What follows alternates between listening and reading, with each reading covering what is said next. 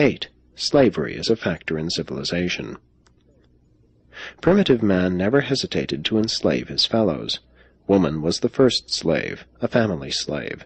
Pastoral man enslaved woman as his inferior sex partner. This sort of sex slavery grew directly out of man's decreased dependence upon woman. Not long ago, enslavement was the lot of those military captives who refused to accept the conqueror's religion.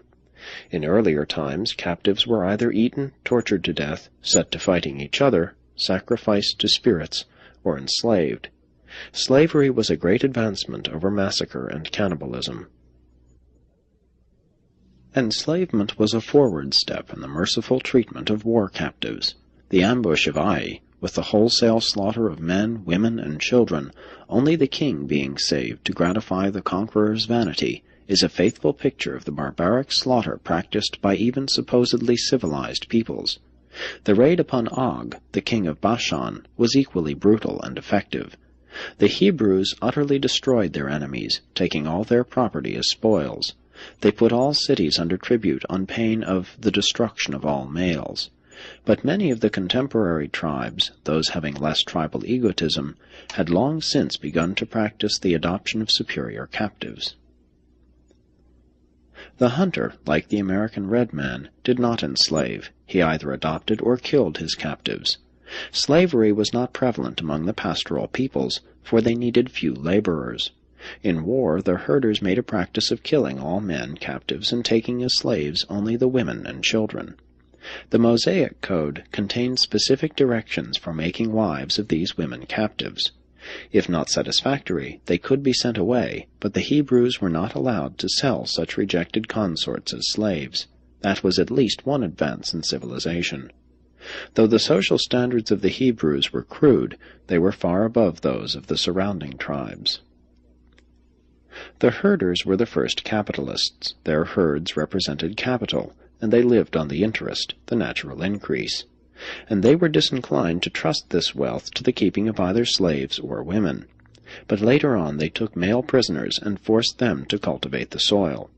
This is the early origin of serfdom, man attached to the land. The Africans could easily be taught to till the soil, hence they became the great slave race. Slavery was an indispensable link in the chain of human civilization. It was the bridge over which society passed from chaos and indolence to order and civilized activities. It compelled backward and lazy peoples to work, and thus provided wealth and leisure for the social advancement of their superiors. The institution of slavery compelled man to invent the regulative mechanism of primitive society. It gave origin to the beginnings of government. Slavery demands strong regulation, and during the European Middle Ages virtually disappeared because the feudal lords could not control the slaves. The backward tribes of ancient times, like the native Australians of today, never had slaves. True, slavery was oppressive, but it was in the schools of oppression that man learned industry. Eventually the slaves shared the blessings of a higher society which they had so unwillingly helped create. Slavery creates an organization of culture and social achievement, but soon insidiously attacked society internally as the gravest of all destructive social maladies. Modern mechanical invention rendered the slave obsolete. Slavery, like polygamy, is passing because it does not pay, but it has always proved disastrous suddenly to liberate great numbers of slaves. Less trouble ensues when they are gradually emancipated. Today men are not social slaves, but thousands allow ambition to enslave them to debt. Involuntary slavery has given way to a new and improved form of modified industrial servitude. While the ideal of society is universal freedom, idleness should never be tolerated. All able-bodied persons should be compelled to do at least a self-sustaining amount of work. Modern society is in reverse. Slavery has nearly disappeared. Domesticated animals are passing. Civilization is reaching back to fire, the inorganic world, for power.